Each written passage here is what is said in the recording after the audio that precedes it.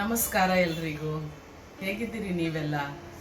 ಯಾವತ್ತು ಬ್ರೇಕ್ಫಾಸ್ಟಿಗೆ ಅಥವಾ ಯಾವುದೇ ಹಬ್ಬ ಬರುವಾಗ ನಮಗೆ ಇಡ್ಲಿ, ದೋಸೆ, ಉಪ್ಪಿಟ್ಟು ತಿಂದು ಸಾಕಾಗಿ ಹೋಗ್ತದೆ ಅಲ್ವಾ? ಆಗ ಒಂದು ಮಾಡುವಂಥ ಮನಸ್ಸಾಗ್ತದೆ. ಆದರೆ ಮೂಡೆ ಮಾಡುವಾಗ ನಮ್ಮ ಹತ್ರ ಅದಕ್ಕೆ ಬೇಕಾಗುವ ಸಾಮಗ್ರಿಗಳು ಇರಬೇಕು.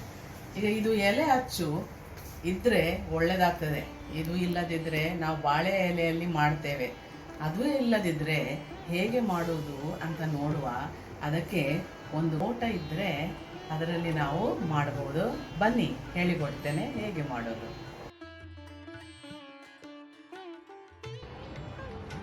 ಮೂಡೆ ಮಾಡಲಿಕ್ಕೆ ನಾನು 2 ಕಪ್, ಇದು 250 ml ಉಂಟು ಒಂದು ಕಪ್ಪಲ್ಲಿ, 2 ಕಪ್ ಇಡ್ಲಿ ರೈಸನ್ನು ತಗೊಂಡಿದ್ದೇನೆ. ಮತ್ತೆ ಅರ್ಧ ಕಪ್ ಉದ್ದಿನ ಕಾಳು, 1 ಟೀ ಸ್ಪೂನ್ ಅಷ್ಟು ಮೆಂತೆ. ಇದು ಇಡ್ಲಿ ರೈಸನ್ನು ನಾವು ಒಳ್ಳೆದು ಮಾಡಿ ಒಂದು 4 ಸರ್ತಿ ತೊಳೆದು ಅದನ್ನು ಒಂದು 5 ರಿಂದ 6 ಗಂಟೆ ಕಾಲ ನೆನೆಯಲಿಕ್ಕೆ ಹಾಕಬೇಕು. ಅದನ್ನು ನಾನು ನೆನೆಯಲಿಕ್ಕೆ ಹಾಕಿದ್ದೇನೆ. ಇದು ನೋಡಿ, ಇದು ನೆಂದಿದೆ ಒಳ್ಳೆದಾಗಿ.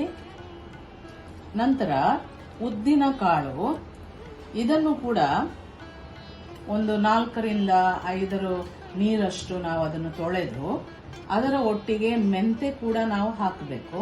ಇದೆರಡನ್ನು ತೊಳೆದು ನೆನೆಯಲಿಕ್ಕೆ ಹಾಕಬೇಕು. ಇದು ಈಗ 5 ರಿಂದ 6 ಗಂಟೆ ಕಾಲ ನೆನೆದಿದೆ. ಉದ್ದಿನ ಕಾಳು ಮತ್ತೆ ಮೆಂತೆ ಒಟ್ಟಿಗೆ ಹಾಕಿದ್ದೇನೆ. ಈಗ ಈ ಉದ್ದಿನ ಬೇಳೆಯನ್ನು ಸಪರೇಟ್ ಆಗಿ ನಾವು ಗ್ರೈಂಡ್ ಮಾಡುವ.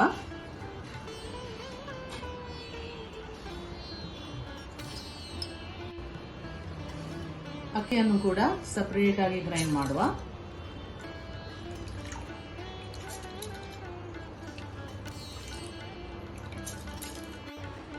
ಈ ಉದ್ದಿನ ಕಾಳನ್ನು ನೈಸ್ ಆಗಿ ಗ್ರೈಂಡ್ ಮಾಡಬೇಕು.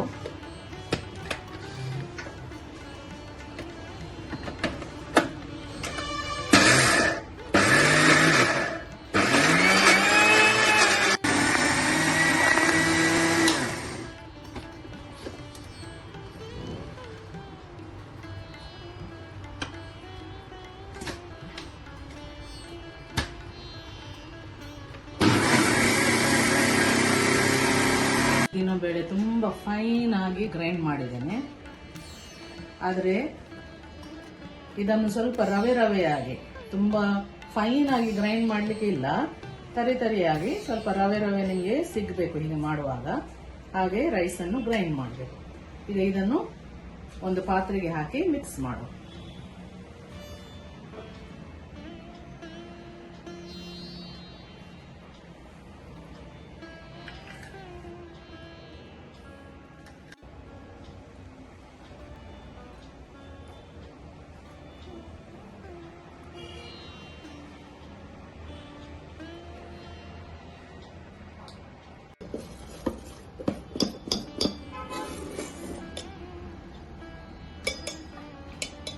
ಸ್ವಲ್ಪ ನೀರನ್ನು ಹಾಕೋದು.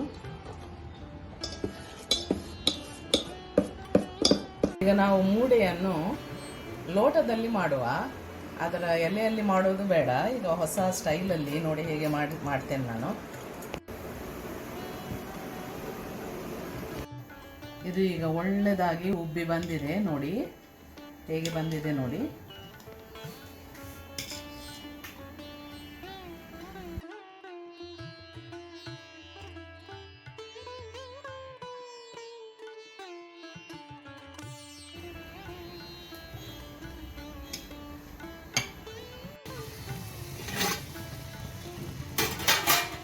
ಈಗ ನೀರು ಕುದಿಯುತ್ತಾ ಉಂಟು.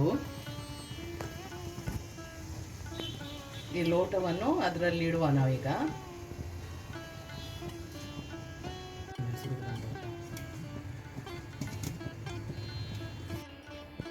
ಒಂದು ಬಟ್ಟೆಯನ್ನು ಒದ್ದೆ ಮಾಡಿ ಅದರ ಒಳಗೆ ಅದನ್ನು ಇಡಬೇಕು. ಸ್ವಲ್ಪ ತಣ್ಣಗಾಗ್ತದೆ.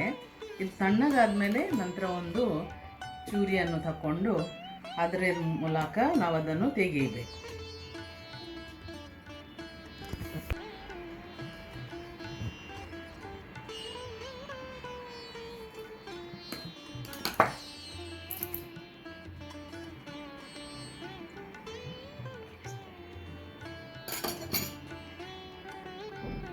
ನೋಡಿ ಎಷ್ಟು ಚೆನ್ನಾಗಿ ಬಂತು. ಇದೇ ರೀತಿ ಎಲ್ಲ ಮೂಡೆಯನ್ನು ನಾವು ತೆಗೆಯುವ. ಇದನ್ನು ಬರೀ ಕೈಯಿಂದ ಕೂಡ ನೀವು ಬಿಡಿಸ್ಬೋದು. ನೋಡಿ ಹೀಗೆ ಅದರ ಬದಿಯನ್ನು ಹೀಗೆ ಬಿಡಿಸಿ ಮತ್ತೆ ನೋಡಿ ಹೇಗೆ ಬರ್ತದೆ. ಈ ರೀತಿ ಎಲ್ಲ ಮೂಡೆಯನ್ನು ನಾವು ತೆಗಿ.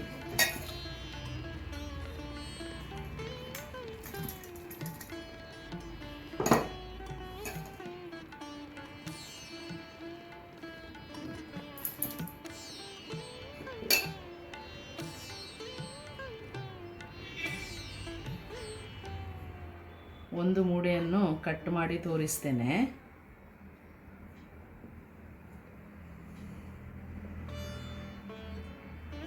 ತುಂಬ ಮೆದುವಾದ ಮೂಡೆ ಈಗ ತಯಾರಾಗಿದೆ. ಎಷ್ಟು ಚಂದವಾಗಿ ಅದು ಬರ್ತದೆ ನೋಡಿ, ಒಳ್ಳೆಯದಾಗಿ ಬರ್ತದೆ. ಈಗ ಇದು ಬೇಸಿಗೆಗಾಲದಲ್ಲಿ ಏನು ತೊಂದರೆ ಇಲ್ಲ, ಆದರೆ ಚಳಿಗಾಲದಲ್ಲಿ ಸ್ವಲ್ಪ ಜಾಸ್ತಿ ಸಮಯ ಬೇಕು ಅದು ಫರ್ಮೆಂಟ್ ಆಗಲಿಕ್ಕೆ.